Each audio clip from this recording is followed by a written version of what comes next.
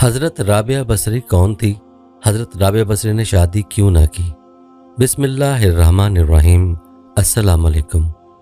मोअज़्ज़ज़ ख़वातीन व हज़रात, प्यारे नबी मोहम्मद सल्लल्लाहु अलैहि वसल्लम की शरीयत पर जिन मोहतरम लोगों ने ऐसन तरीके से अमल किया और जिन्होंने अपनी ज़िंदगियाँ सुन्नत नबवी में गुजार दी, उन्हें औलिया कराम कहा जाता है।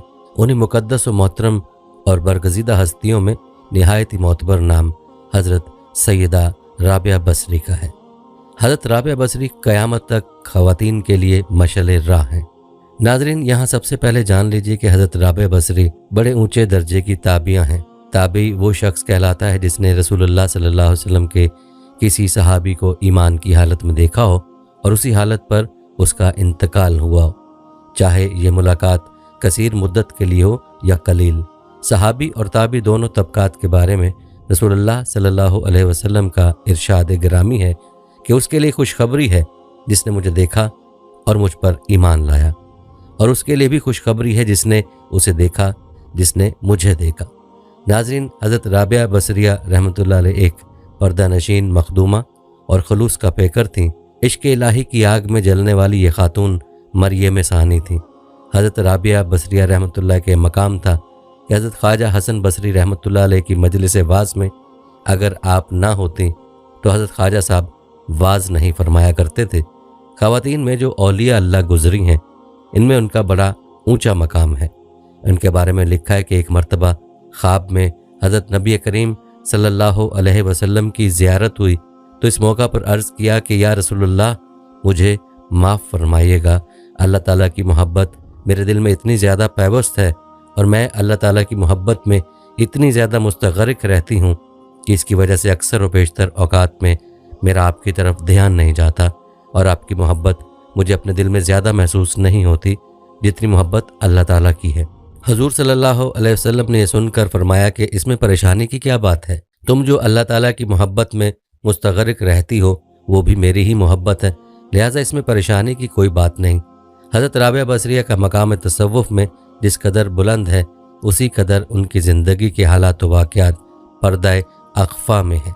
यह हैरत अंगेज़ इत्तफ़ाक़ है कि कदीम तज़किरा निगारों ने आपका सने पैदाइश का जिक्र नहीं किया, अलबत्ता दौर जदीद के तज़किरा निगारों ने तहकीक के बाद आपकी विलादत 97 हिजरी लिखी है। आपके वालिद का नाम शेख इस्माइल रहमतुल्लाह अलैह था, जो अगरचे दुनियावी मालो दौलत से महरूम थे लेकिन कनात की दौलत से मालामाल थे। आप चूँकि खुद मुत्तकी व परहेजगार थे, लिहाजा आपको दौलत दुनियावी से महरूमी पर ना कोई शिकवा था न शिकायत। आप पैकर तस्लीम व रज़ा थे, हर हाल में अल्लाह के शुक्रगुजार और तवक्कुल व कनात की दौलत पर खुश।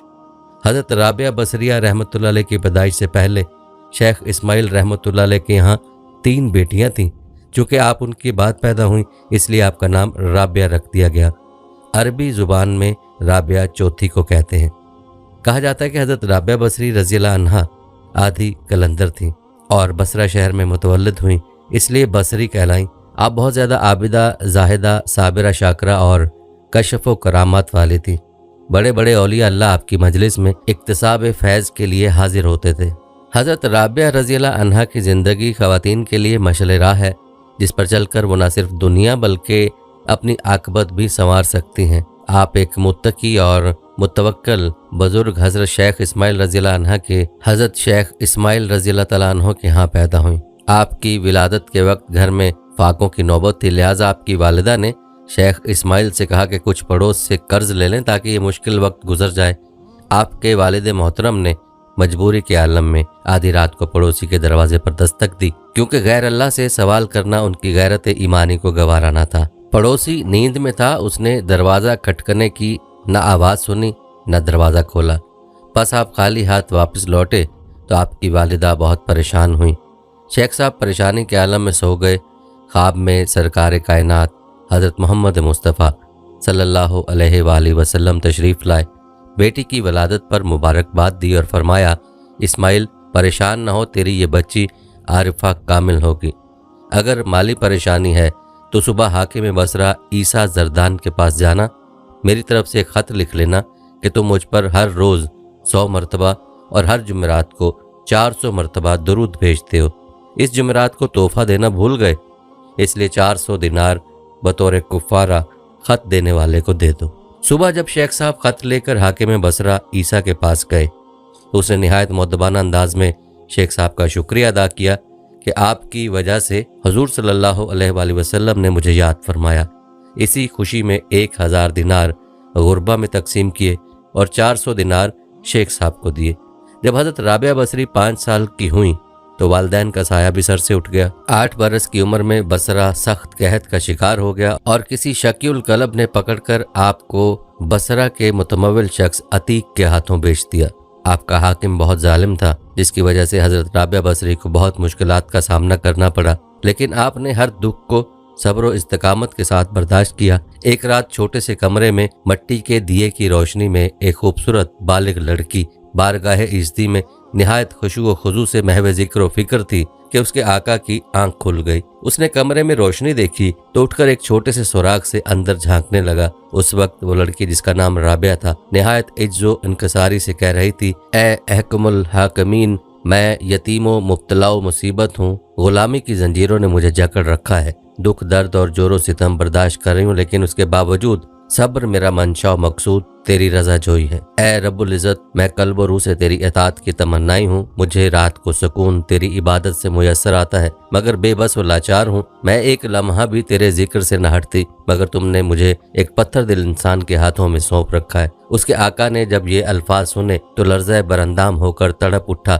اس نے دوبارہ روزن سے اندر کی جانب جھانکا تو یوں محسوس ہوا جیسے رابعہ کے سر پر کوئی نورانی چراغ روشن ہو، جسے سارا کمرہ بقعہ نور بنا ہو۔ وہ دروازہ کھول کر اندر داخل ہوا تو رابعہ اٹھ کھڑی ہوئی۔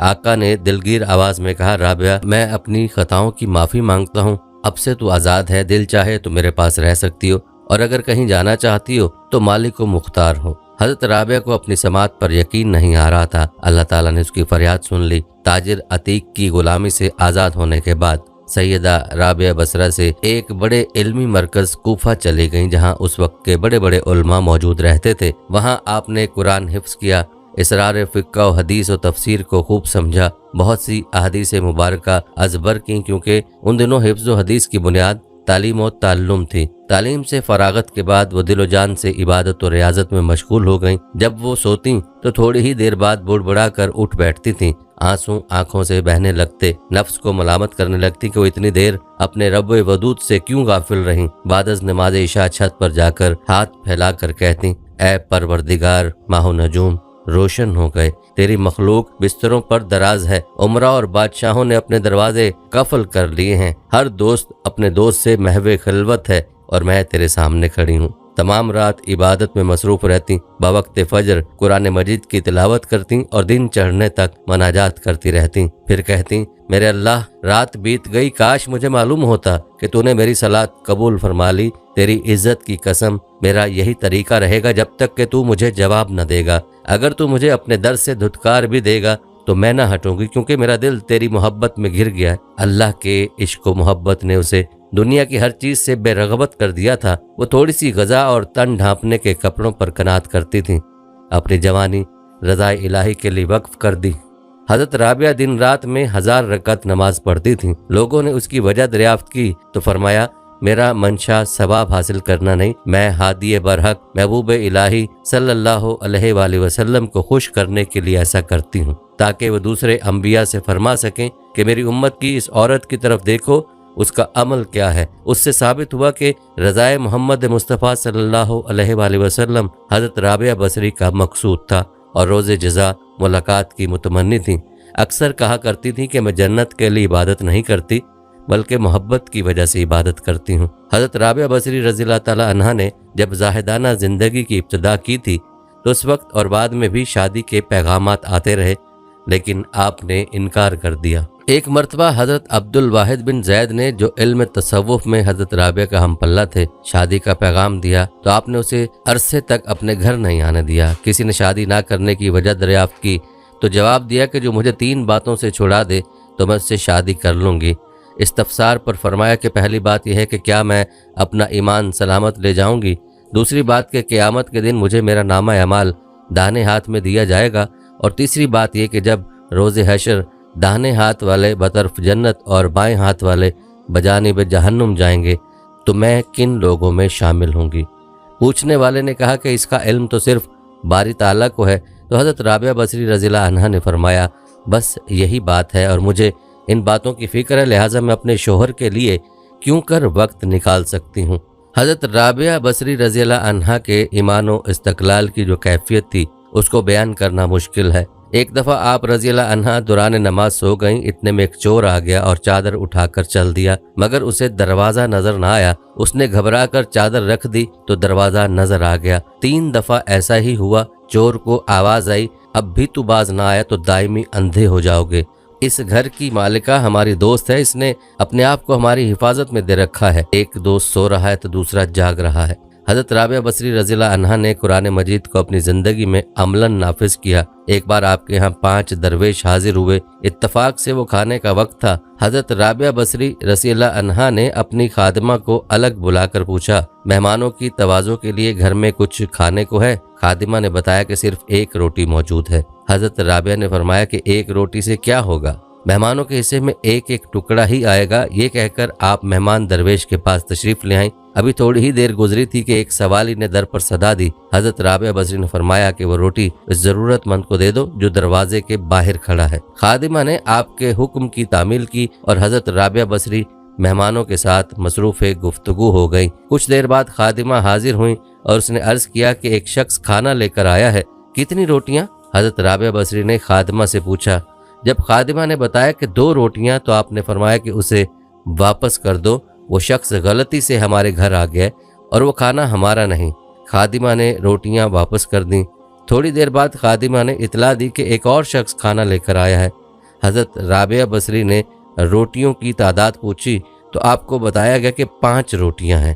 حضرت رابعہ بصری نے جواباً فرمایا اس بار بھی کھانا لانے والے سے غلطی ہو گئی، اس سے کہہ دو کہ وہ کھانا ہمارا نہیں ہے۔ پھر تیسری بار ایک شخص اور کھانا لے کر آیا۔ پھر جب خادمہ نے آپ کو بتایا کہ 11 روٹیاں ہیں تو حضرت رابعہ نے مسرت کے لہجے میں فرمایا ہاں یہ کھانا ہمارا ہی ہے، اسے قبول کر لو۔ خادمہ نے کھانا لا کر درویش مہمانوں کے سامنے سجا دیا۔ پھر جب درویش کھانا کھا چکے تو ایک مہمان نے عرض کیا کہ 3 مختلف اشخاص کھانا لے کر آئے، 2 افراد کو آپ نے واپس کر دیا مگر تیسرے شخص کے لائے ہوئے کھانے کو قبول فرمایا، آخر یہ کیا راز ہے؟ حضرت رابعہ نے درویش کو مخاطب کرتے ہوئے فرمایا اللہ تعالیٰ فرماتا ہے کہ 1 کے بدلے 10 اور آخرت میں 70 دوں گا۔ اس حساب کتاب کی بنیاد پر میں نے 2 آدمیوں کو واپس لوٹا دیا اور ایک شخص کا کھانا قبول کر لیا۔ میں نے اللہ کی راہ میں سوالی کو 1 روٹی دے کر رزاق عالم سے سودا کیا تھا، پھر ایک شخص 2 روٹیاں اور دوسرا 5 روٹیاں لے کر آیا، میں نے جان لیا کہ حساب درست نہیں ہے۔ تیسرا شخص 11 روٹیاں لے کر آیا تو میں نے کسی تردد کے بغیر انہیں قبول کر لیا کہ یہ عین حساب کے مطابق ہے اور دینے والے کی شان رزاقی کو ظاہر کر رہا تھا۔ 10 روٹیاں میری 1 روٹی کے بدلے میں تھیں اور جو روٹی میں نے سوالی کو دی تھی اللہ تعالیٰ نے وہ بھی واپس کر دی تھی۔ حضرت رابعہ رضی اللہ عنہا کی صبر و قناعت اور توکل کی شان دیکھ کر تمام درویش حیرت زدہ ہو گئے۔ ایک مرتبہ حضرت حسن بصری رضی اللہ عنہ کو ایک سوئی، ایک بال اور ایک موم کا ٹکڑا بھیجا اور کہلوا بھیجا کہ موم کی طرح جہاں کو روشن کرو اور خود کو جلاؤ، سوئی کی طرح ہمیشہ اپنی جگہ پر رہو اور کام کرتے جاؤ، اور پھر بال کی طرح سیدھے رہو تاکہ تمہارے سب کام درست ہوں۔ حضرت رابعہ فرماتی ہیں عورت وہ ہے جو خدا سے دل طلب کرے اور جب دل مل جائے تو دل کو اسے واپس کر دے تاکہ وہ اس کی حفاظت کریں۔ ایک مرتبہ کچھ بزرگ آپ کی خدمت میں حاضر ہوئے۔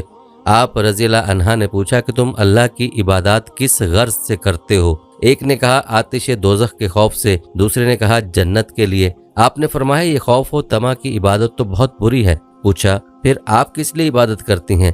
کیا آپ کو کوئی طمع نہیں ہے؟ فرمایا پہلے ہمسائے کی تلاش کرو پھر گھر کی تلاش ہونی چاہیے، اس لیے جنت و دوزخ کا عدم وجود برابر ہے۔ اگر جنت و دوزخ نہ ہوتی تو اس کی عبادت ہی نہ کی جاتی، کتنا ہی اچھا ہو کہ اس کی عبادت اسی کے لیے کی جائے۔ سب खामोश हो गए। आप एक मर्द कामिल की सी अकल रखती थीं, दकीक मसला भी आसानी से हल कर दिया करती थीं। आपकी महफिलों में बड़े बड़े बुजुर्ग तशरीफ लाया करते थे, जिनमें हजरत सुफियान सोरी, हजरत मालिक बिन दिनार, हजरत साले, हजरत शकीक बल्खी रहमतुल्लाह अलैहिम काबिल जिक्र हैं। एक मर्तबा जब रगबत दुनिया पर गुफ्तगू हो रही थी तो हजरत राबिया बसरी रज़ियल्लाहु अन्हा ने हजरत सुफियान सोरी रज़ियल्लाहु अन्हु से फरमाया, तुम बेहतर सूफी होते अगर दुनिया की मोहब्बत ना होती। हजरत सुफियान ने पूछा, आपने किस चीज में रगबत देखी है? तो आप रज़ियल्लाहु अन्हा ने फरमाया कि तुम बातें बहुत करते हो। इससे हजरत राबिया रज़ियल्लाहु अन्हा की मुराद ये थी कि दुनिया की बातें करने से कुछ हासिल नहीं होता जो आम लोग करते रहते हैं।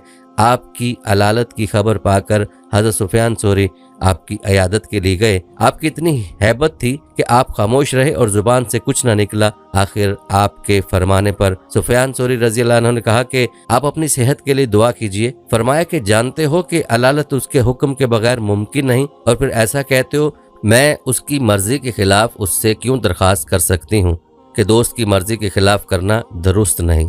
पूछा, किस चीज़ की ख्वाहिश है? फरमाया, 12 बरस से तुर्की खुरमे खाने को दिल चाहता है जो बहुत अर्जा फरोख्त होते हैं, लेकिन मैंने नहीं खाए कि कनीज़ हूँ और कनीज़ की कोई आरजू नहीं हो सकती।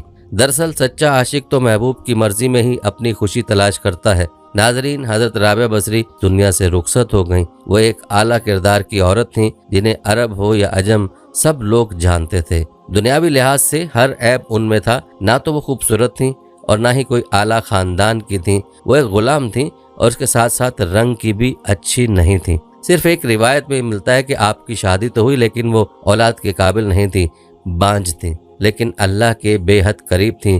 रात के वक्त अपने खामन से पूछती थीं कि उन्हें किसी चीज़ की ज़रूरत तो नहीं। अगर वो कहते कि नहीं तो राबिया बसरी जाए नमाज पर खड़ी हो जाती और फजर की अजान तक अल्लाह की इबादत करती रहती। लेकिन वो जवानी में ही बेवा हो गईं। एक रिवायत में ये भी आता है कि हसन बसरी जो कि बसरा के इमाम थे, खुद चलकर अपनी शादी का पैगाम लाए, इस लालच में कि राबिया बसरी की वजह से उनकी भी बख्शिश हो जाए। राबिया बसरी ने फरमाया कि मेरे 4 सवालों का जवाब दे दें, मैं आपसे शादी कर लूंगी। उन्होंने पूछा, मैं जन्नती हूँ या दोज़खी? जवाब आया कि ये मैं तो कुछ नहीं कह सकता। कहने लगी कि ये बताओ कि जब अल्लाह ताला कयामत में अमाल नामे उठाएगा तो किसी के सीधे हाथ में आएगा तो किसी के उल्टे हाथ में, मेरे सीधे हाथ में आएगा या उल्टे हाथ में? कहने लगे ये भी कुछ नहीं बता सकता।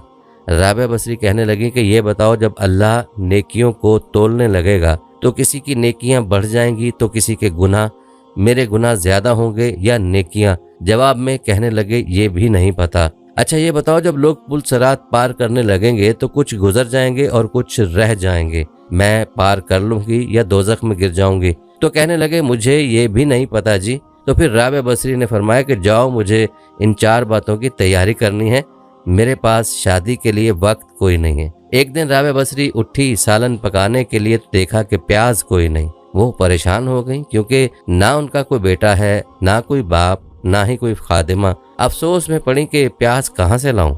इतने में एक चील ऊपर से उड़ती हुई जा रही थी, उसके पंजों में प्याज था। जब वो चील ऊपर आई है तो उसके पंजे छूटे और प्याज सीधा राबिया बसरी की गोद में आ गिरा। क्योंकि जो अल्लाह से दोस्ती लगाते हैं, हम परिंदों के जरिए उनकी मदद करते हैं। जो अल्लाह से दोस्ती लगा लेते हैं, अल्लाह दुनिया उनके लिए मुसख्खर कर देता है, अल्लाह दुनिया उसके पाँव में डाल देता है। एक दफ़ा हज़रत हसन बसरी रहमतुल्लाह अलैह ने कहा कि आप शरीयत के मुताबिक शादी कर लें।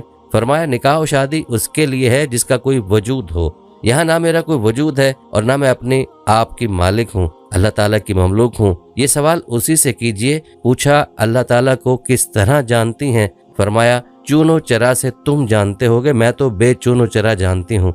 एक दफ़ा कुछ और लोगों ने भी आपसे कहा कि आप शादी कर लीजिए। फरमाया, अगर 3 फिक्रों से मुझे बेफिक्र कर दीजिए तो मैं ज़रूर शादी कर लूँगी। अव्वलन आया मैं दुनिया से अपना ईमान सलामत ले जाऊँगी। सानिया बरोज़े हशर मेरे दाएं हाथ में ही नामा अमाल दिया जाएगा।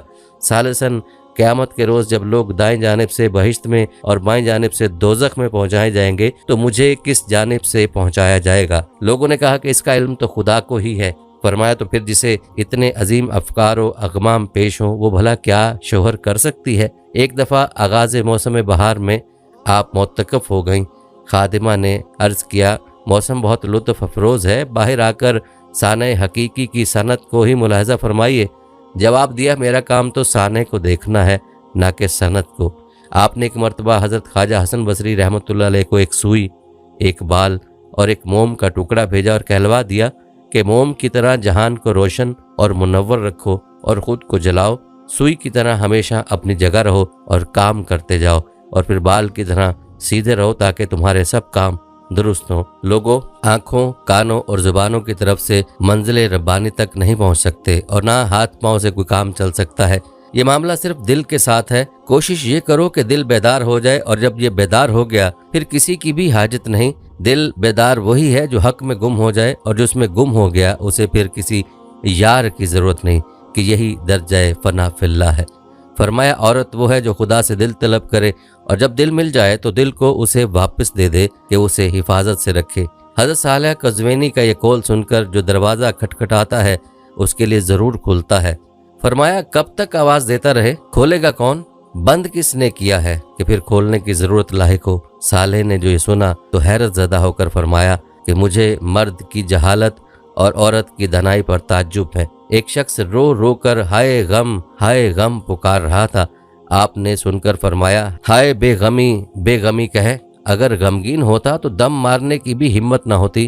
کچھ بزرگ حاضر خدمت ہوئے، آپ نے ان سے پوچھا کہ تم اللہ کی عبادت کس غرض سے کرتے ہو؟ ایک نے کہا آتش دوزخ کے خوف سے، دوسرے نے کہا کہ جنت کا آرام پیش نظر ہے۔ فرمایا یہ خوف و طمع کی عبادت تو بہت بری ہے۔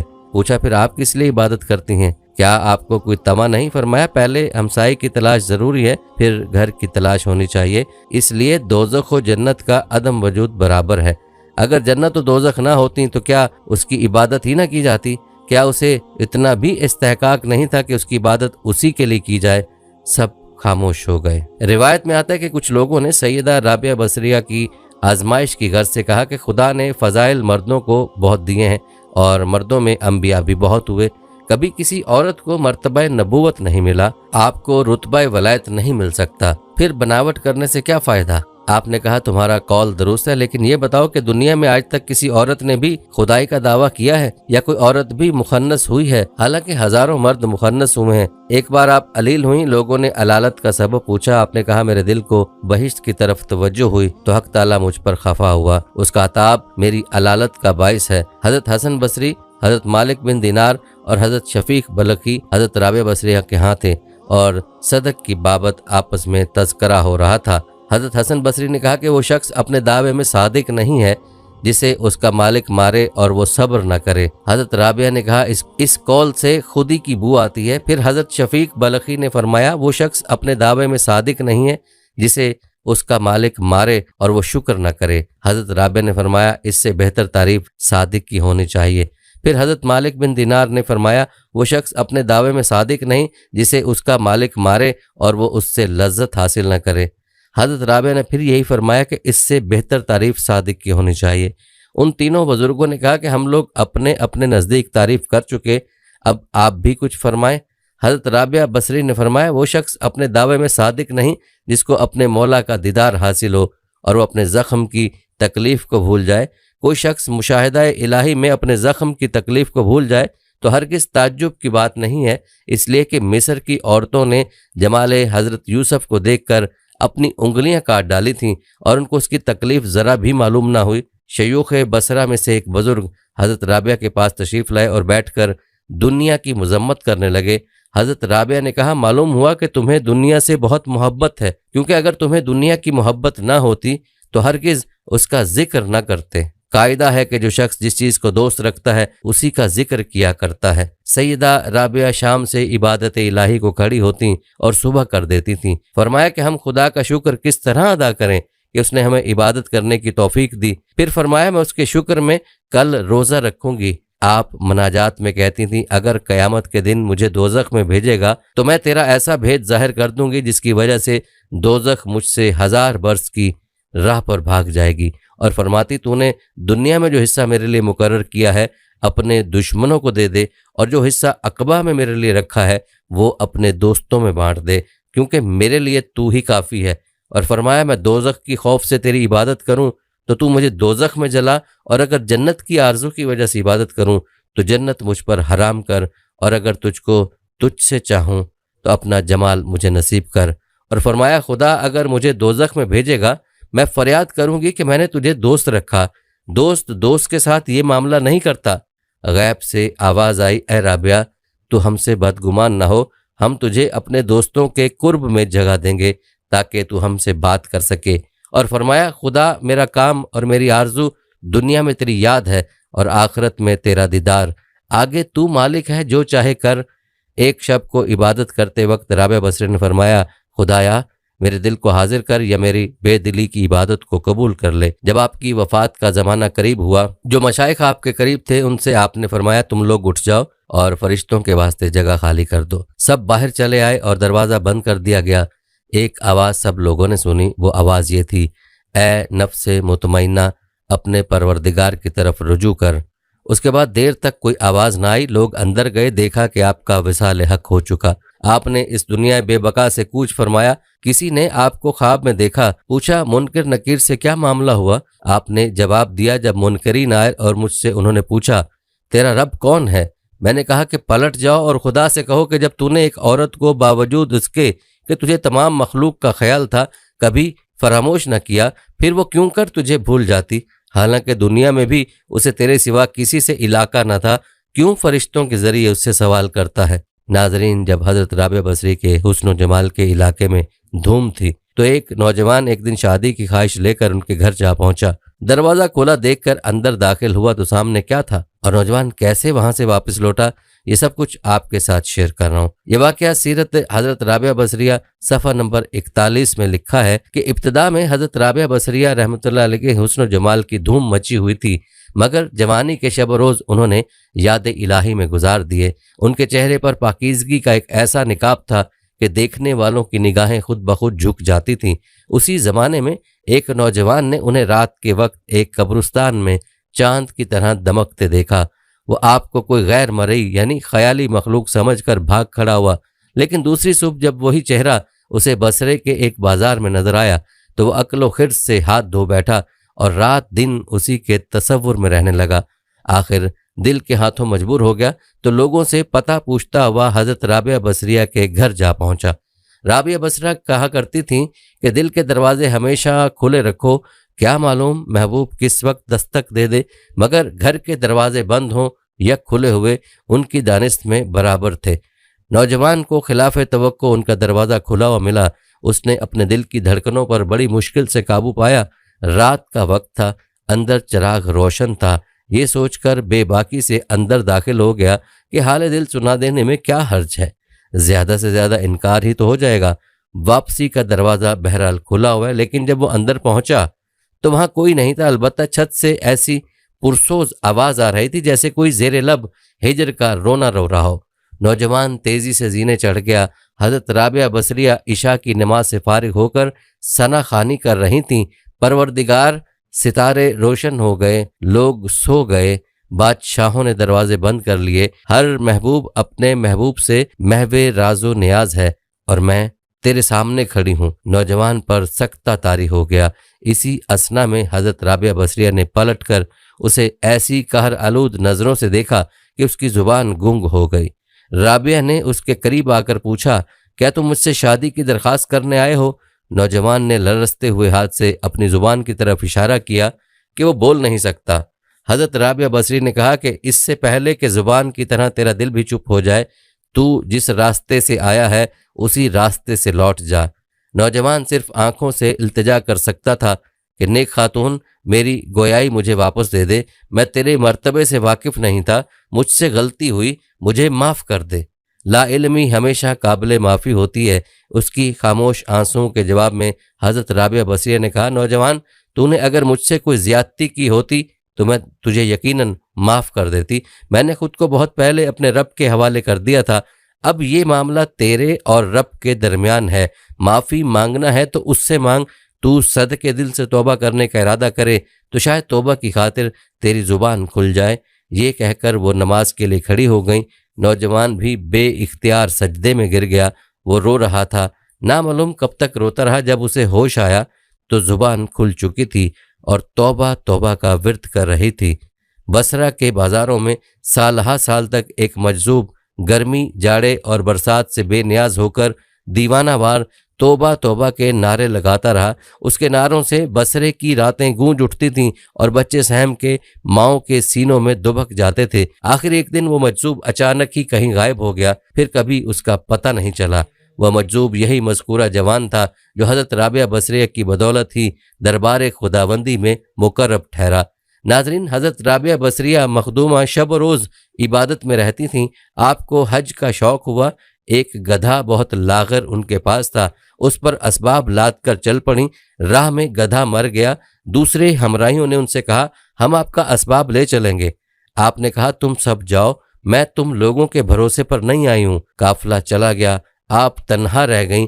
آپ نے درگاہ الہی میں عرض کی، اے ساری کائنات کے بادشاہ، کیا ایک غریب عورت کے ساتھ یہی معاملہ کیا جاتا ہے کہ تو نے پہلے مجھے اپنے گھر کی طرف بلایا، پھر راہ میں گدھے کو مار ڈالا اور تنہا بیاباں میں سراسیمہ کر دیا؟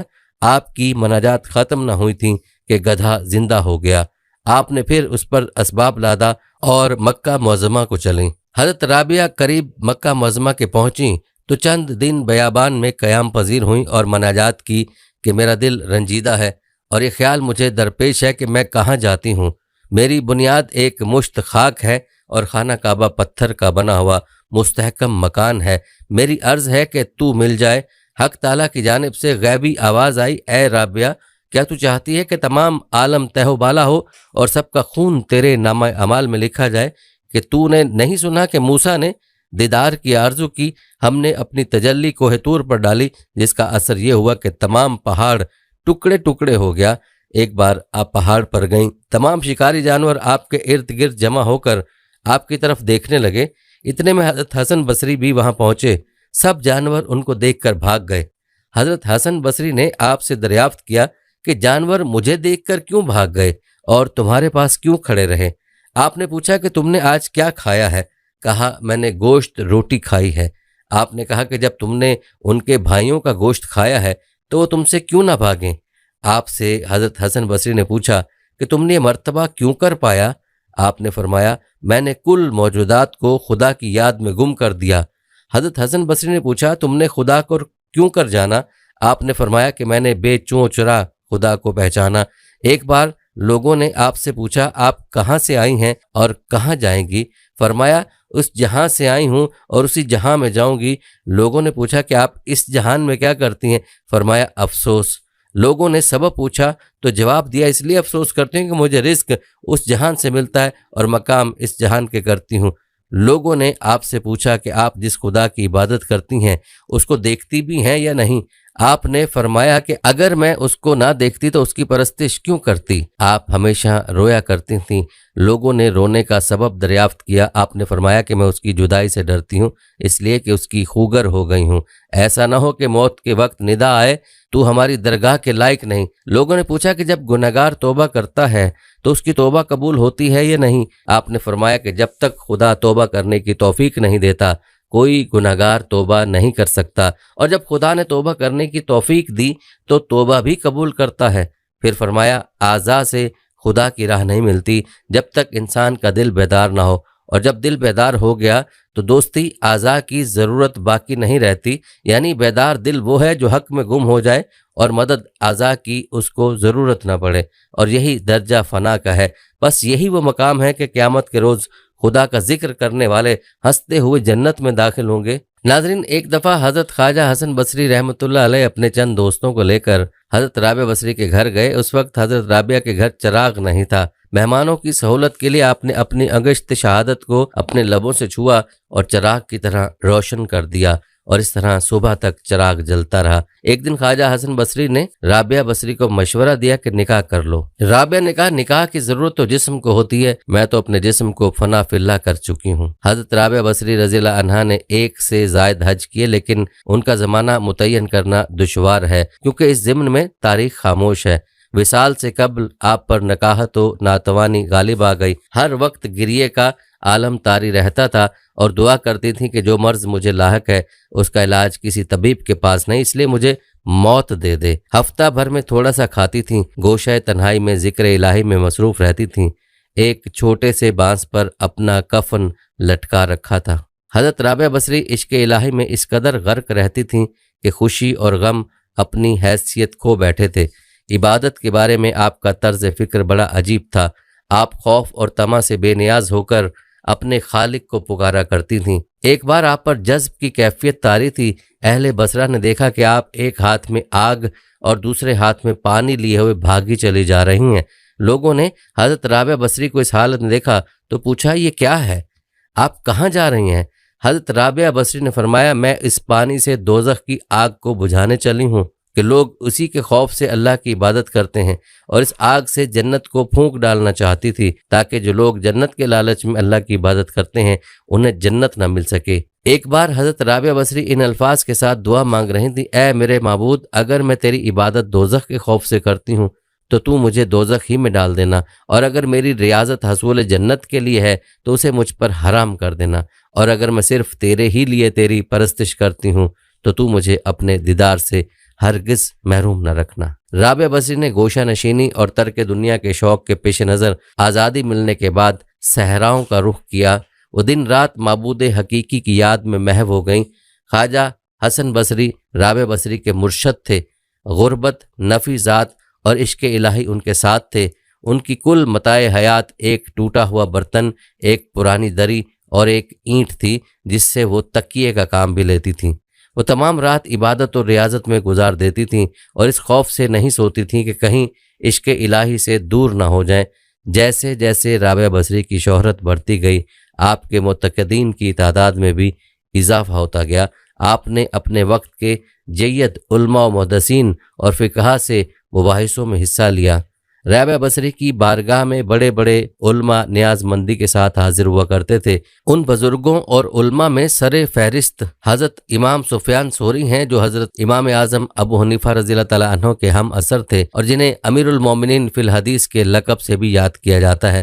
گو رابعہ بصری کو شادی کے لیے کئی پیغامات آئے، جن میں سے ایک پیغام امیر بصرہ کا بھی تھا، لیکن آپ نے تمام پیغامات کو رد کر دیا کیونکہ آپ کے پاس سوائے اپنے پروردگار کے اور کسی چیز کے لیے وقت تھا اور نہ طلب۔ رابعہ بصری کو کثرت رنج و الم اور حزن و ملال نے دنیا اور اس کی دل فریبیوں سے بیگانہ کر دیا تھا۔ رابعہ بصری کے مسلک کی بنیاد عشق الہی پر ہے۔ ایک مرتبہ رابعہ بصری سے پوچھا گیا کہ کیا آپ شیطان سے نفرت کرتی ہیں؟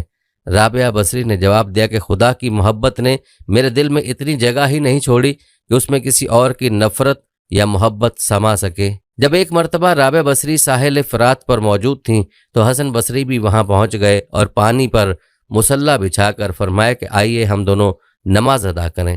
رابعہ بصری نے جواب دیا کہ اگر یہ مخلوق کے دکھاوے کے لیے ہے تو بہت اچھا ہے، کیونکہ دوسرے لوگ ایسا کرنے سے قاصر ہیں۔ یہ کہہ کر رابعہ بصری نے اپنا مصلی ہوا کے دوش پر بچھایا اور فرمایا کہ آئیے یہاں نماز ادا کریں تاکہ مخلوق کی نظروں سے اوجھل رہیں۔ پھر بطور دلجوئی رابعہ بصری نے فرمایا کہ جو فعل آپ نے انجام دیا ہے وہ تو پانی کی مچھلیاں بھی کر سکتی ہیں، اور جو میں نے کیا وہ ہوا کی ایک حقیر مکھی بھی کر سکتی ہے، لیکن حقیقت کا ان دونوں سے کوئی تعلق نہیں۔ حضرت حسن بصری ایک مرتبہ شب و روز رابعہ بصری کے یہاں مقیم رہے اور حقیقت و معرفت کے موضوع پر گفتگو کرتے رہے۔ حسن بصری کہتے ہیں کہ نہ تو اس دوران مجھے یہ احساس ہوا کہ میں ایک مرد ہوں اور نہ یہ کہ رابعہ عورت ہیں، چنانچہ میں نے وہاں سے واپسی کے وقت خود کو مخلص پایا۔ حضرت رابعہ بصری کو بچپن سے ہی قرآن پاک اور بزرگان دین کے اقوال سے لگاؤ تھا۔ وہ انتہائی ذہین و فطین، شائستہ اور مہذب خاتون تھی۔ بچپن سے ہی حلال و حرام کی تمیز تھی۔ ایک دن سب گھر والے کھانے کے لیے جمع ہوئے، مگر وہ کھانے سے دور رہیں۔ والد نے پوچھا، رابعہ تو کیوں کھانا نہیں کھاتی؟ انہوں نے نہایت غمگین لہجے میں جواب دیا کہ میں سوچ رہی ہوں کہ یہ کھانا حلال بھی ہے کہ نہیں۔ والد نے کہا کہ بیٹی یہ کیسی بات ہے، ہم کیوں حرام کھائیں گے؟ تو انہوں نے فرمایا کہ اس دنیا میں ہمیں بھوک پر صبر کرنا چاہیے تاکہ آخرت میں آگ پر صبر نہ کرنا پڑے۔ آخری ایام میں کھانا بالکل چھوڑ دیا تھا۔ جب موت قریب آ گئی تو خادمہ سے کہا کہ میری وفات کا علم عام نہ ہو، بالوں کا جبہ جو میں پہنتی تھی اور سامنے لٹکا ہوا ہے اسی کا کفن دیا جائے اور سر کو سیاہ چادر سے ڈھانپ دیا جائے۔ اور جب آپ کی روح مبارک کف سے انصری سے پرواز ہوئی تو وہ کلمہ شہادت پڑھ رہی تھی۔ چنانچہ تجہیز و تکفین کے بعد عاشقہ صادقہ کو بصرہ میں ہی سپرد خاک کر دیا گیا۔ آپ کی زندگی سے یہ سبق ملتا ہے کہ معرفت الہیہ کے دروازے مرد و عورت سب کے لیے کھلے ہیں، اس کی راہ پر حضور نبی اکرم صلی اللہ علیہ وآلہ وسلم کے فرامین کی روشنی میں چلنا ہمارا کام ہے۔ باقی فضل و کرم کرنے والا اللہ تعالیٰ ہی ہے کہ وہ سجدوں کو شرف قبولیت بخشے۔ رابعہ بصری ایک بہت ہی نیک اور عابدہ زاہدہ خاتون تھیں۔ آج لوگ ان کی عبادت کی مثالیں دیتے ہیں۔ جب ان کی وفات کا وقت قریب آیا تو ان کی شاگرد خواتین اور لڑکیاں ان کے ارد گرد بیٹھی تھیں۔ ان شاگردوں نے درخواست کی کہ ہمیں کچھ نصیحت کریں، تو رابعہ بصری نے فرمایا کہ کبھی بھی بغیر نکاح کے نہ رہو، اور پھر اپنا واقعہ سنایا کہ میں جب آدھی رات کو مصلی پر بیٹھ کر اللہ کی عبادت کرتی تھی، اس وقت گلیوں میں پھرنے والا چوکیدار جب میرے گھر کے سامنے سے گزرتا تھا تو میرے دل میں برے برے وسوسے آتے تھے کہ اس وقت سارے لوگ سوئے ہوئے ہیں، کوئی بھی نہیں دیکھ رہا، یہ تو اللہ کا کرم ہوا کہ اس نے مجھے زنا سے محفوظ رکھا۔ اس واقعے سے آپ اندازہ لگائیں کہ رابعہ بصری جیسی پاک دامن اور عابدہ زاہدہ خاتون کو ایسے وسوسے آ رہے ہیں، تو آج کل کے اس گندے معاشرے میں جہاں ہر طرف بے حیائی، بے پردگی اور بے دینی کا ماحول غالب ہے، ایسے میں کون عورت ہے جو اپنے آپ کو بچائے گی؟ فرمایا نکاح کے بغیر زندگی کا اسلام میں کوئی تصور نہیں۔ اللہ تعالیٰ کے نبی صلی اللہ علیہ وسلم نے بھی شادیاں کیں اور بیک وقت 9 بیویاں چھوڑ کر انتقال فرمایا۔ اللہ تعالیٰ کے رسول صلی اللہ علیہ وسلم صبح کرتے اس حال میں کہ اہل و عیال کے پاس غربت کے باعث کھانے کو کچھ نہ ہوتا، اور شام کرتے تو بھی یہی حالت ہوتی، مگر اس کے باوجود 9 بیویاں چھوڑ کر انتقال فرمایا۔ اللہ تعالیٰ کے نبی صلی اللہ علیہ وسلم نے بغیر نکاح کے زندگی گزارنے سے منع فرمایا ہے۔ رابعہ بصری نے تقریباً 88 سال کی عمر پائی۔ آپ نے آخری سانس تک عشق الہی کی لذت و سرشاری کو اپنا شعار بنائے رکھا، یہاں تک کہ اپنی آخری سانس تک معبود حقیقی کی محبت کا دم بھرتی رہیں۔ آخری وقت آپ نے اپنے ولی اور صوفی ساتھیوں کو بتایا کہ میرا محبوب و معبود ہمیشہ سے میرے ساتھ ہے۔ خواتین و حضرات، ہمیں حضرت رابعہ بصری کی زندگی سے سبق ملتا ہے کہ اللہ کی پہچان کے دروازے مرد و عورت سب کے لیے کھلے ہیں۔ اللہ کی راہ پر حضور نبی اکرم صلی اللہ علیہ وسلم کے فرامین کی روشنی میں چلنا ہمارا کام ہے۔ باقی فضل و کرم کرنے والا اللہ تعالیٰ ہی ہے کہ وہ سجدوں کو شرف قبولیت بخشے۔ تو ناظرین، جب رات کو رابعہ بصری کا انتقال ہوا تو رابعہ بصری نے اپنی خادمہ سے کہا کہ 2-4 آدمی بلا کر مجھے جلدی سے دفن کر دو اور پھر صبح اعلان کر دینا، اور اپنی خادمہ سے کہا کہ مجھے اسی چادر میں کفن دینا جس میں تہجد پڑھا کرتی تھی، اور انہوں نے راتوں رات ان کو دفن کر کے صبح لوگوں کو بتایا۔ تو لوگوں میں شور مچ گیا کہ ہائے، ہمیں کیوں نہیں بتایا؟ تو اگلی رات ان کی خادمہ نے انہیں خواب میں دیکھا کہ رابعہ بصری نے سبز رنگ کا لباس پہنا ہوا ہے، حسن و جمال اور سورج چہرے پر چمک رہا ہے۔ پوچھا آپ کے ساتھ کیا ہوا ہے؟ تو انہوں نے فرمایا کہ میرے اللہ نے میرے ساتھ بہت عمدہ رویہ کیا ہے۔ خادمہ نے پوچھا کہ آپ کی وہ چادر کہاں گئی؟ تو فرمایا کہ وہ اللہ تعالیٰ نے لے لی اور مجھے جنت کا لباس پہنا دیا، اور وہ چادر قیامت کے دن جب میری نیکیاں تولی جائیں گی تو وہ چادریں بھی ان نیکیوں میں شامل ہوں گی۔ حضرت رابعہ بصریہ کا مزار مبارک بصرہ میں ہی ہے۔ یہاں پر ناظرین خواجہ حسن بصری کی کرامات کے حوالے سے بھی آپ کو آگاہ کرتے ہیں۔ خواجہ حسن بصری زندگی کے ابتدائی ایام میں موتیوں اور جواہرات کے سوداگر تھے۔ قسم قسم کے موتی اور جواہرات کی آپ تجارت کرتے اور بڑے بڑے بادشاہوں کے پاس جواہرات تحفے میں لے جا کر پیش کرتے تھے۔ ایک دفعہ کچھ جواہرات ہرکل بادشاہ روم کے پاس لے گئے، پہلے وزیر سے ملے اور اپنے آنے کا اور بادشاہ کی خدمت میں تحفہ لانے کا حال بیان کیا۔ وزیر نے کہا کل تو بادشاہ کو ایک نہایت ضروری کام ہے، اصلاً فرصت نہ ہوگی اور وہ کام دیکھنے کے قابل ہے۔ حضرت حسن نے کہا کہ میں ضرور دیکھوں گا۔ وزیر نے حضرت حسن کو لے جا کر ایک جگہ میدان میں ٹھہرایا، جس میدان میں ایک خیمہ زری کا قائم تھا۔ اس کے آس پاس اعلیٰ درجے کی مخمل کا فرش تھا۔ خیمے کی تنابیں زرے کی تھیں، اس کی چوبیں چاندی کی تھیں، میخیں سونے کی تھیں۔ نہایت قابل دید منظر تھا۔ وزیر نے حضرت حسن کو خیمے کے عقب میں چلمن کے پیچھے کھڑا کیا کہ جس جگہ سے حضرت حسن نے سارا تماشا دیکھ لیا، لیکن وہ خیمہ دراصل شاہ ہرکل کے عزیز فرزند کی قبر پر کھڑا تھا، اور آج اس کی سالانہ برسی کا دن تھا۔ بادشاہ سالانہ رسم تعزیت ادا کرنے یہاں آیا تھا۔ حضرت حسن نے دیکھا کہ پہلے ایک جماعت مقدس عیسائی لوگوں کی خیمے کے اندر آئی اور قبر کے پاس کھڑے ہو کر پڑھنے لگی اور پھر روتے ہوئے نکل کر چلے گئے۔ اس کے بعد ایک طبیبوں کی جماعت اور انتہائی اہل عقل لوگوں کی آئی۔ یہ لوگ بھی ننگے سر قبر کے پاس کھڑے روتے رہے اور تھوڑی دیر کے بعد نکل کر چلے گئے۔ ان کے بعد فوج کے کسی افسروں کی جماعت ننگی تلواریں لے کر خیمے کے اندر آئی، وہ بھی قبر کی سلامی اتار کر ناکام واپس گئے۔ فوجی لوگوں کے بعد ایک جھنڈ نوجوان عورتوں کا آیا جن کے سر کے بال کھلے تھے، ان کے ہاتھوں میں سونے کی تھالیاں تھیں جن میں موتی اور جواہرات بھرے تھے۔ ان عورتوں نے قبر کا طواف کیا اور بہت سا رو کر یہ بھی خیمے سے باہر چلی گئیں۔ ان سب کے بعد بادشاہ خود خیمے کے اندر آیا اور قبر کے پاس کھڑا ہو کر کہنے لگا، بیٹا تو مجھے بہت پیارا تھا مگر افسوس کہ تو مر گیا۔ اگر مجھے یہ معلوم ہو جائے کہ جس نے تیری جان لی ہے وہ ان بڑے بڑے راہبوں اور پادریوں کا کہا مان کر تیری جان واپس کر دے گا تو یہ بڑے بڑے عیسائی راہب اسی کام کے لیے تیرے پاس حاضر ہیں، مگر میں جانتا ہوں کہ ان کے کہنے سے کچھ نہ ہوگا۔ اگر مجھے یہ معلوم ہو جائے کہ عقل مندوں اور طبیبوں کی تدبیر کرنے سے تیری جان خدا تجھے بخش دے گا تو یہ بہت بڑی جماعت طبیبوں اور بڑے بڑے عقل مندوں کی تیری قبر کے پاس کھڑی ہے اور تیری رہائی کی تدبیریں کرنے کو موجود ہے، مگر میں جانتا ہوں کہ تجھے ایسے زبردست نے مارا ہے کہ اس کے سامنے کسی کی تدبیر نہیں چلتی۔ اے فرزند، اگر مجھے یہ معلوم ہو جائے کہ جس نے تیری جان نکالی ہے وہ کسی بڑی فوج سے ڈر کر تجھے چھوڑ دے گا تو یہ کثیر فوج اور فوج کے افسر تجھے قید سے چھڑانے کو تیری قبر کے پاس موجود ہیں، لیکن جس نے تجھے قید کیا ہے وہ ایسا زبردست خدا ہے کہ کوئی فوج اس کے سامنے کوئی ہستی نہیں رکھتی۔ اے فرزند، اگر مجھے معلوم یہ ہو جائے کہ جس نے تجھے مارا ہے وہ حسین اور خوبصورت عورتوں کا طالب ہے اور حسین عورتیں لے کر تجھے چھوڑ دے گا تو یہ خوبصورت عورتوں کی جماعت حاضر ہے، مگر میں جانتا ہوں کہ نہ وہ حسین عورتوں کا طالب ہے نہ مال و جواہر کا خواستگاہ، اور اب وہ تجھے کسی طرح نہیں چھوڑے گا، اس لیے میں اب تجھ سے پھر 1 سال کے لیے رخصت ہوتا ہوں۔ یہ کہہ کر بادشاہ خیمہ سے باہر نکل آیا اور سب لوگ قبر کے پاس سے رخصت ہوئے۔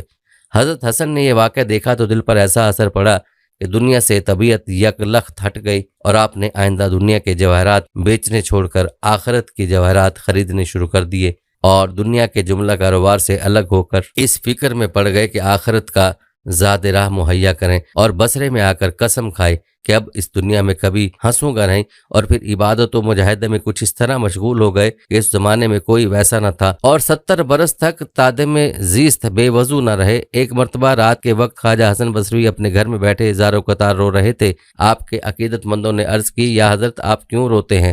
آپ پر تو اللہ تعالیٰ کا بڑا فضل و کرم ہے، آپ عبادت گزار متقی اور پرہیزگار ہیں، آپ کا شمار اللہ تعالیٰ کے مقبول بندوں میں ہوتا ہے، پھر آپ کے رونے کا سبب کیا ہے؟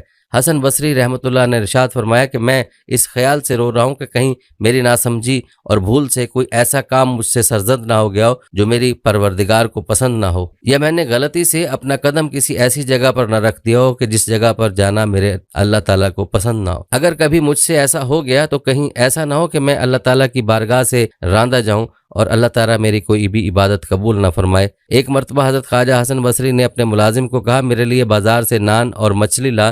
جب وہ لایا اور سامنے رکھی تو آپ نے فرمایا، معاذ اللہ، گناہگار بندے کو ایسا لذیذ کھانا کھانے سے کیا سروکار؟ نوکر نے کہا، حضور میں تو آپ کے ارشاد پر نان اور مچھلی لایا تھا۔ آپ رونے لگے، 40 دن تک کوئی چیز نہ کھائی اور فرمایا، اے میرے نفس، میں نے تجھے سزا دی کہ تو لذیذ کھانے کی خواہش کرتا ہے؟ اسی طرح آپ نے تزکیہ نفس کے لیے اپنے نفس کو سمجھایا کہ اللہ کی راہ میں چلنے کے لیے اللہ جو عطا کرے اسے قبول کرو، خود خواہش نہ کرو۔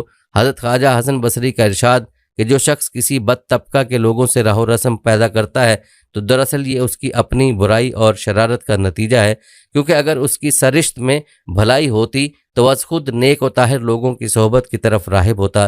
چنانچہ ہر برے آدمی کو کسی دوسرے شخص یا صحبت پر الزام لگانے کی بجائے اپنے آپ کو ملامت کرنا چاہیے کہ وہ اپنی نااہلیت اور نالائکی کے سبب برائی کے کنویں میں گرا۔ ان لوگوں کا شیوا ہوتا ہے کہ وہ صوفیہ کے گرد اپنی خواہشوں کے حصول کے لیے جمع ہو جایا کرتے ہیں اور نام نہاد صوفی بھی بن جاتے ہیں۔ ان میں سے کئی تو جب مطلب براری نہ ہو تو اپنی راہ لیتے ہیں اور صوفیہ کرام کے منکر بھی ہو جاتے ہیں، مگر جو لوگ خدا کی رضا کی خاطر اولیاء کرام کے ہاں حاضر ہوتے ہیں وہ نہ صرف صوفیہ کی نظر میں مقبول و منظور ہو جاتے ہیں بلکہ خداوند کریم بھی ان کو برگزیدہ مقام عطا فرماتا ہے۔ اور یہی فرق ہے نیک اور بد لوگوں میں۔ کہ انہیں دنیاوی مقاصد کا حصول کرنا ہوتا ہے، جبکہ نیک لوگوں کو آخرت کی دولت، بزرگان دین کی نظر عنایت اور رسول کی شفاعت اور اللہ کی رضا پیش نظر ہوتی ہے۔ حضرت عمر رضی اللہ تعالیٰ عنہ بن عبدالعزیز جب خلیفہ بنے تو انہوں نے حضرت حسن بصری کے نام ایک خط بھیجا، جس میں تحریر تھا کہ میرے رفیق، تم جانتے ہو کہ میں ایک بہت بڑے کام میں مبتلا ہوا ہوں، مجھے کچھ نصیحت فرمائیے، اور آپ کے ساتھی جو اللہ کے ولی ہیں ان میں سے کسی ایک کو میرے پاس بھیج دیجیے تاکہ اس کے ساتھ رہنے سے مجھے کچھ آسانی ہو سکے۔ حضرت عمر بن عبدالعزیز کے اس خط کے جواب میں حضرت خواجہ حسن بصری نے لکھا کہ امیر المومنین کا خط میں نے پڑھا اور اس میں جو ارشاد کیا گیا تھا اسے بھی سمجھ لیا۔ آپ نے جو یہ فرمایا ہے کہ اس کے ساتھ رہنے سے مجھے آسانی ہو جائے گی، تو تم سمجھ لو کہ جیسے شخص کی تم تمنا کرتے ہو وہ تمہارے نزدیک بھی نہیں آئے گا اور تم سے فارغ ہوگا، اور جو شخص کے تمہارے پاس آئے گا اس جیسے کی تمہیں ضرورت نہیں ہے، اس کے ساتھ سے تمہیں کوئی آسانی اور فائدہ حاصل نہیں ہوگا۔ اور تم نے جو نصیحت کے لیے لکھا ہے تو جان لو کہ جو کوئی اللہ تعالیٰ سے ڈرتا ہے سب لوگ اس سے ڈرتے ہیں، اور جو کوئی اللہ تعالیٰ سے شرم رکھتا ہے تو لوگ بھی اس سے شرم رکھتے ہیں، اور جو کوئی اللہ تعالیٰ کی بارگاہ میں اپنے گناہوں پر دلیری کا اظہار کرتا ہے تو سب لوگ اس پر دلیر ہو جاتے ہیں، اور جو کوئی آج امن میں ہے کل کو خستہ حال ہوگا، اور جو آج خستہ حال ہے کل کو امن میں ہوگا، اور جو کوئی اپنے آپ پر تکبر کیے ہوگا وہ دنیا اور آخرت میں معزول ہوگا۔ دنیا کی تمام نیکیوں کا نچوڑ صبر کرنا ہے، اور صبر کا اجر سب سے زیادہ ہے، اور اپنے سب کاموں میں اللہ تعالیٰ کی پناہ اور مدد کا طلبگار، اپنے سب کاموں میں اللہ تعالیٰ کی پناہ اور مدد طلب کر تاکہ تجھے مدد ملے، اور اس پر بھروسہ رکھ تاکہ کاموں میں تیری مدد ہو۔ اور جو کوئی آنکھ کو آزاد چھوڑ دیتا ہے کہ جو کچھ چاہے وہی دیکھے تو اس کا غم طویل ہو جاتا ہے، اور جو کچھ زبان کو کھلی چھوڑ دیتا ہے کہ جو کچھ چاہے وہی کہے وہ گویا اپنے آپ کو ہلاکت میں ڈالتا ہے۔ میری سوچ کے مطابق جو باتیں میں نے تمہیں بتائی ہیں وہ تجھے راہ راست پر قائم رکھنے کے لیے کافی ہیں۔ ایک دفعہ کا ذکر ہے کہ ایک مجلس میں حضرت خواجہ حسن بصری اور عرب کا مشہور شاعر فرزوق دونوں موجود تھے۔ حضرت خواجہ حسن بصری تقوی اور پرہیزگاری میں، اور فرزوق شاعر برائی اور بدکاری میں شہرت رکھتا تھا۔ اس مجلس میں سے اچانک ایک شخص نے آواز دی کہ اس مجلس میں ایک شخص ایسا ہے کہ جو سب سے بہتر اور افضل ہے، اور ایک شخص ایسا ہے جو سب سے برا اور بدتر ہے۔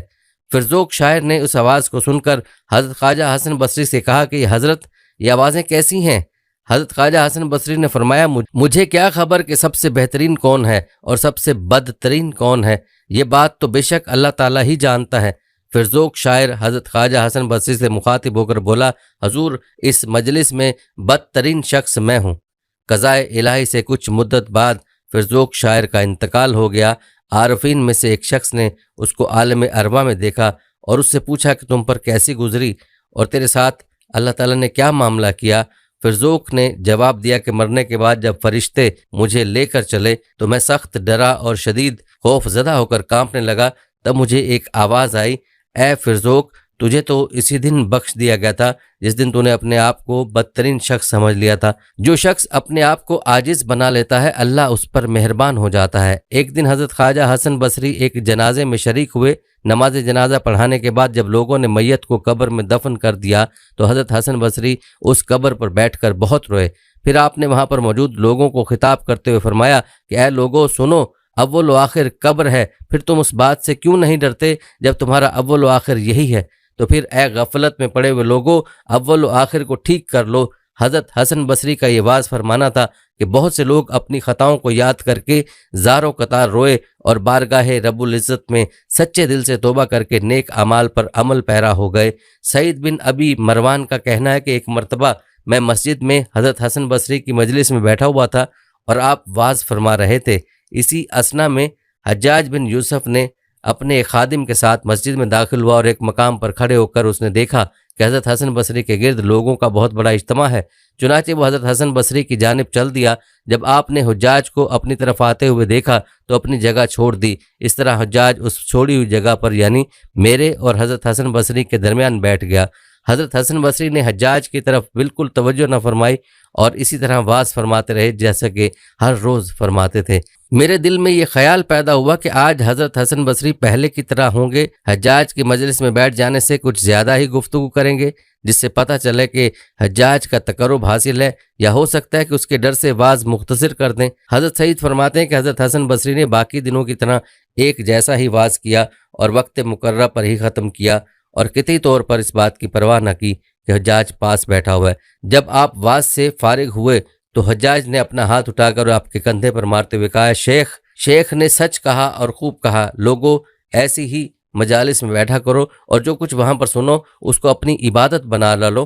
مجھے یہ حدیث مبارکہ پہنچی ہے کہ حضور نبی صلی اللہ علیہ وسلم نے ارشاد فرمایا، بے شک ذکر کی مجالس جنت کے باغات ہیں اور ہم لوگ دنیا کے انتظام میں مبتلا ہو گئے، ورنہ ان مجالس میں ہم سے زیادہ تم نہ بیٹھتے، اس لیے کہ ہم ان مجالس کی خوبیاں زیادہ جانتے ہیں۔ اس کے بعد حجاج نے مسکراتے ہوئے ایسا خطاب کیا کہ حضرت حسن بصری اور تمام حاضرین مجلس اس کی فصاحت و بلاغت سے حیران ہوئے۔ اس کے بعد وہ اٹھ کر چل دیا۔ اسی اثنا میں شام کا ایک شخص حضرت حسن بصری کے پاس آیا اور اسی جگہ پر جہاں پر کہ حجاج بیٹھا تھا کھڑا ہو کر کہنے لگا، اے مسلمانوں، اللہ کے بندو، تمہیں حیرت نہیں ہوئی کہ میں ایک ضعیف آدمی ہوں اور جہاد کرتا ہوں؟ گھوڑا خچر اور خیمے کی مجھے تنگی ہے اور میرے پاس 300 درہم ہے جو مجھے لوگوں نے دیے ہیں، میری 7 بیٹیاں ہیں۔ غرض یہ کہ اس بوڑھے نے اپنی غربت کی شکایت کی۔ حضرت حسن بصری اور وہاں پر موجود تمام لوگوں کو اس پر ترس آیا۔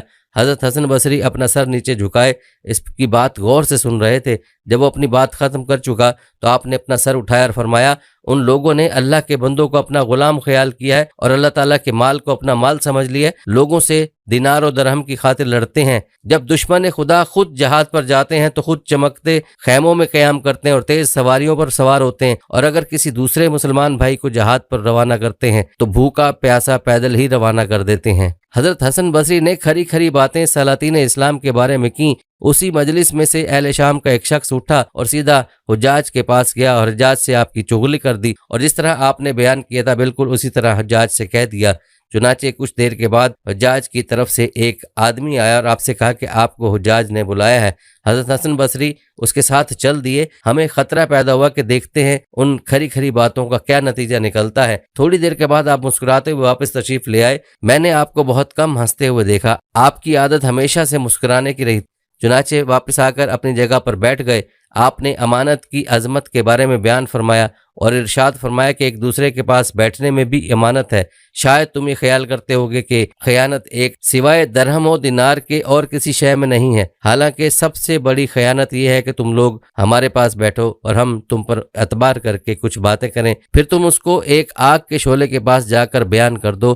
میرے ساتھ یہ ہوا کہ جب میں اس شخص حجاج کے پاس گیا تو اس نے مجھ سے کہا کہ آپ اپنی زبان کو سنبھال کر رکھیں، آپ نے یہ جو الفاظ کہے ہیں کہ دشمن خدا خود جہاد پر جاتا ہے تو ایسا اہتمام کراتا ہے، اور جب دوسرے کو جہاد پر روانہ کرتا ہے تو اس طرح کرتا ہے، ایسی ویسی باتیں نہ کرو۔ ہمیں ان باتوں کی کوئی پرواہ نہیں ہے کہ تم لوگوں کو ہمارے خلاف بھڑکاؤ، اور نہ ہم اس بات سے آپ کی نصیحت کو لغو جانیں، لیکن آپ کی اس طرح کی گفتگو نہیں کرنی چاہیے۔ حضرت حسن بصری نے فرمایا کہ اس طرح اللہ تعالیٰ نے اس کو مجھ سے دور کیا۔ جب یزید بن عبد الملک دمشق میں مسند خلافت پر متمکن ہوا تو اس نے عراق و خراسان پر عمر بن حبیرہ کو گورنر بنا کر بھیجا۔ عمر بن حبیرہ نے اپنے دربار میں حضرت حسن بصری، امام محمد سیرین اور امام شابی کو طلب کیا اور ان سے کہا کہ اللہ تعالیٰ نے یزید بن عبد المالک کو اپنے بندوں پر خلیفہ مقرر کیا ہے اور مجھے خلیفہ نے گورنری کے منصب پر فائز کیا ہے، لہذا مجھے جو بھی حکم خلیفہ کی طرف سے ملتا ہے میں بغیر حیل و حجت کے اس کی تعمیل کرتا ہوں۔ آپ حضرات کی اس بارے میں کیا رائے ہے؟ گورنر عمر بن حبیرہ کی اس سیاسی گفتگو کو سن کر حضرت خواجہ حسن بصری گویا ہوئے اور جرت و بے باکی کا مظاہرہ کرتے ہوئے ارشاد فرمایا، اے ابن حبیرہ، تم یزید بن عبد الملک کے بارے میں اللہ تعالیٰ سے ڈرو اور اللہ تعالیٰ کے معاملے میں ہرگز یزید بن عبد الملک سے نہ ڈرو، اس لیے کہ اللہ تعالیٰ تجھے دونوں جہانوں میں یزید بن عبد الملک کے شر سے بچا سکتا ہے، لیکن یزید بن عبد الملک تجھے اللہ تعالیٰ کے قہر و غضب سے ہرگز نہیں بچا سکتا۔ یاد رکھو وہ قہار و جبار جلد ہی تیرے پاس ملک الموت کو بھیجے گا جو تیرے اس عالیشان محل اور خوبصورت تخت سے تجھے ایک ہی لمحے میں اندھیری، تاریک اور تنگ قبر میں پہنچا دے گا۔ وہاں پر تجھے سوائے تیرے اعمال کے کوئی کام نہیں دے گا، اس لیے تو اللہ تعالیٰ کے فرمان کے خلاف کسی بادشاہ کے حکم کو نہ مان، کیونکہ خالق کی معصیت میں کسی مخلوق کی فرما برداری قطعی طور پر روا نہیں۔ حضرت خواجہ حسن بصری کی اس جرت مندانہ تقریر کو سن کر گورنر عمر بن حبیرہ پر سکتہ طاری ہو گیا، حیرت کے مارے اس کا منہ کھلے کا کھلا رہ گیا۔ اس کے بعد تینوں بزرگ شخصیات گورنر کے دربار سے واپس اپنے اپنے گھروں کی طرف روانہ ہو گئیں۔ حضرت خواجہ حسن بصری نے حکایات بیان کی کہ بنی اسرائیل میں ایک عزت فروش ملکہ نامی عورت تھی جس کے حصے میں حسن کا تہائی حصہ آیا تھا۔ اپنے پاس آنے کے لیے لوگوں سے کم از کم 100 دینار وصول کرتی تھی۔ ایک عابد نے اس کو دیکھا اور اس پر فریفتہ ہو گیا، چنانچہ کسی طرح محنت مزدوری کر کے 100 دینار جمع کیے اور اس کے پاس آ گیا۔ اس عورت کے پاس سونے کا ایک تخت تھا جس پر وہ بیٹھتی تھی۔ عابد نے کہا مجھے تیرا حسن پسند آ گیا تھا، اس لیے میں نے بڑی محنت سے 100 دینار اکٹھے کیے اور یہاں آیا ہوں۔ فاحشہ عورت نے عابد کو بھی اپنے ساتھ تخت زنی پر بٹھایا۔ عابد کو اس وقت اچانک قیامت میں اللہ تعالیٰ کے روبرو کھڑا ہونا یاد آ گیا اور اس کا جسم تھر تھر کانپنے لگا اور بولا مجھے جانے دو اور یہ دینار تم لے لو کیونکہ میں یہ تمہارے لیے کر کے آیا ہوں۔ مگر عورت کہنے لگی کہ یکدم آخر تمہیں کیا ہو گیا ہے؟ تم تو یہ کہتے تھے کہ میرا حسن تمہیں پسند آ گیا اور اب بھاگ رہے ہو۔ عابد کہنے لگا کہ تمہارے تخت پر بیٹھنے سے مجھے قیامت کا منظر یاد آ گیا اور میں قیامت کے دن اللہ کے حضور کھڑے ہونے سے ڈر گیا ہوں، تو اب میرے لیے تم کوئی پسندیدہ نہیں رہی ہو، یعنی میری سوچ بدل گئی ہے۔ مگر عورت کہنے لگی اگر تم اپنی بات میں سچے ہو تو میں اب تمہارے سوا کسی کو شوہر نہیں بناؤں گی۔ مگر عابد کا دل نہ مانا اور وہ مسلسل کہتا رہا کہ خدا کے لیے اب مجھے یہاں سے جانے دو۔ آخر عورت بولی کہ ٹھیک ہے جاؤ، مگر مجھ سے نکاح کا وعدہ کرتے جاؤ۔ پھر عابد نے کہا کہ اگر اللہ چاہے گا تو وہ ہوگا، اور پھر سر پر چادر اوڑھ کر وہاں سے روانہ ہو گیا۔ عورت نے بھی اپنی بدکرداری اور عزت فروشی سے توبہ کی اور اس کی تلاش میں چل نکلی۔ عابد کے شہر میں پہنچ کر اسے تلاش کیا اور کسی طرح اسے خبر بھجوائی کہ ملکہ تم سے ملنے آئی ہے۔ عابد نے جب یہ سنا تو چیخ مار کر گرا اور جان دے دی۔ عابد کی موت کے بعد ملکہ بہت مایوس ہوئی، پوچھا اس کا کوئی قرابت دار ہے؟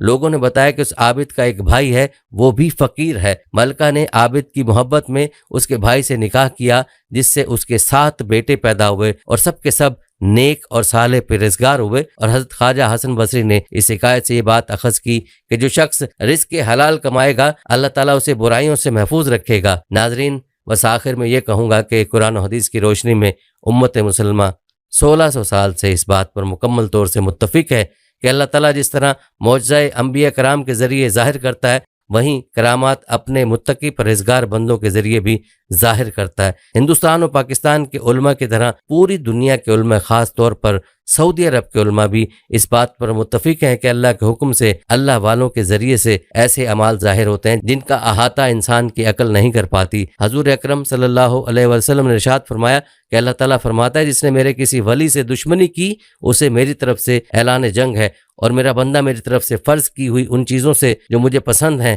میرا قرب زیادہ حاصل کر سکتا ہے، اور میرا بندہ نوافل کے ذریعے مجھ سے قرب حاصل کرتا رہتا ہے یہاں تک کہ میں اس سے محبت کرنے لگتا ہوں۔ جب میں اس سے محبت کرنے لگتا ہوں تو میں اس کا کان بن جاتا ہوں جس سے وہ سنتا ہے، اس کی آنکھ بن جاتا ہوں جس سے وہ دیکھتا ہے، اس کا ہاتھ بن جاتا ہوں جس سے وہ پکڑتا ہے، اس کے پاؤں بن جاتا ہوں جس سے وہ چلتا ہے، اور اگر وہ مجھ سے مانگتا ہے تو میں اسے دیتا ہوں، اور اگر وہ میری پناہ کا طالب ہوتا ہے تو میں اسے پناہ دیتا ہوں۔ ایسے بہت سے امور جہاں تک ہماری عقل کی رسائی نہیں ہے اور ہم ان کو من و ان تسلیم کرتے ہیں۔ اسی طرح قرآن و حدیث کی روشنی میں امت مسلمہ کے ہر مسلک کا یہ عقیدہ ہے کہ اللہ تعالیٰ کے حکم سے بعض ایسے کام یعنی کرامات اس کے برگزیدہ بندوں کے ذریعے رونما ہوتی ہیں جنہیں انسانی عقل بظاہر قبول نہیں کرتی، تاہم عقیدے کی بنیاد پر ان کا یقین کیا جاتا ہے۔ مشہور تابعی حضرت عتبہ الغلام اللہ سے 3 چیزوں کی دعا مانگتے تھے: اچھی آواز، وافر مقدار میں آنسو، اور بغیر کچھ کیے کھانا۔ چنانچہ جب وہ تلاوت کرتے تھے تو وہ خود بھی روتے تھے اور دوسروں کو بھی رلاتے تھے۔ آنکھوں سے آنسو کافی دیر تک جاری رہتے تھے، اور جب اپنے گھر جاتے تو گھر میں کھانے کی چیزیں خود ہی مل جاتی تھیں اور انہیں معلوم بھی نہیں ہوتا تھا کہ یہ چیزیں کہاں سے میسر ہوئیں۔ مشہور تابعی حضرت عبد الواحد بن زید فالج کے شکار ہو گئے۔ انہوں نے اللہ سے دعا کی کہ وضو کرتے وقت ان کے اعضاء درست ہو جائیں، چنانچہ وہ جب بھی وضو کرتے تھے ان کے اعضاء درست ہو جاتے تھے۔ وضو سے فراغت کے بعد ان کے اعضاء پہلے کی طرح مفلوج ہو جاتے تھے۔ مشہور تابعی حضرت عمرو بن عتبہ ایک دن نماز پڑھ رہے تھے، گرمی سخت تھی، اچانک بادل ان پر سایہ کرنے لگا۔ جب وہ جہاد میں اپنے ساتھیوں کی سواریوں یعنی جانوروں کو چراتے تھے تو چیر پھاڑ کرنے والے جانور بھی سواریوں کی حفاظت کرتے تھے۔ محترم ناظرین، انسان کی عقل چونکہ محدود ہے، اس لیے ضروری نہیں ہے کہ وہ اللہ تعالیٰ کے حکم سے رونما ہونے والے معجزات و کرامات کا مکمل طور پر احاطہ کر لے۔ لہٰذا ایک سلیم الطبع دین سمجھ کر تقاضا یہ ہے کہ ہمیں ایسے لوگوں کی شناخت کرنی چاہیے جن کا واحد مشن دین اسلام کی تضحیق و تذلیل اور ملت اسلامیہ میں انتشار پیدا کر کے اسلام دشمن طاقتوں کی خدمت کرنا ہے۔ اپنی ذات کا محاسبہ کرنے کے ساتھ ساتھ ہم اللہ تعالیٰ کے حضور میں دعا ہے کہ مسلمانوں کو اخوت و محبت کے اصول پر کاربند رہ کر دین اسلام پر چلنے اور دوسروں کو اس کی دعوت دینے والا بنائے، اور اللہ پاک حضرت رابعہ بصری اور امام حسن بصری رحمۃ اللہ تعالیٰ علیہم اجمعین کے درجات کو مزید بلند فرمائے اور جنت الفردوس میں اعلیٰ مقام عطا فرمائے۔ آمین ثم آمین یا رب العالمین۔